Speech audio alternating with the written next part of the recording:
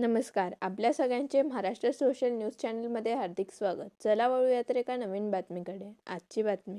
धुळे जिल्ह्यात अवकाळी पाऊस व गारपिटीमुळे रब्बी पिकाचे मोठे नुकसान झाले आहे. या पार्श्वभूमीवर पालकमंत्री जयकुमार रावळ यांनी शिंदखेडा धुळे व साक्री तालुक्यातील गावांना भेट देत शेतात जाऊन नुकसानीची पाहणी केली व शेतकऱ्यांशी संवाद साधला.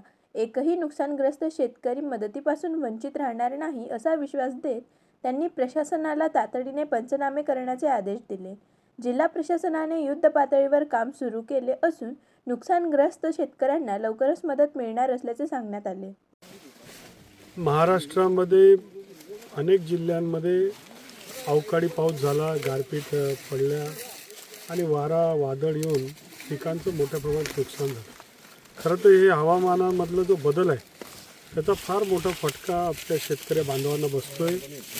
पीक लहान असलं तेवढंच नुकसान झालं तेवढं दुःख होतं, पण रेडी पीक असलं, तयार झालेलं पीक आणि त्यावेळेस ज्यावेळेस वादळ येतो त्यावेळेस अत्यंत नैराश्याची परिस्थिती होते.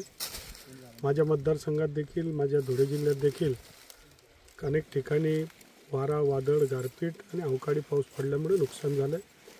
जिल्ह्याचा पालकमंत्री या नात्याने राज्याच्या मुख्यमंत्र्यांच्या सूचनेनुसार साऱ्या शेतांची पाहणी आम्ही करतो आहे.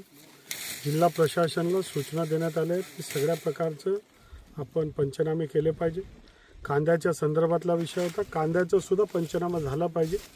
पंचनामा करून त्यांना योग्य असा मोबदला हे सरकार देणार, कारण हे भाजप प्रणित महायुतीचं सरकार हे शेतकऱ्यांचा केंद्रबिंदू ठेवून काम करणारं सरकार आहे.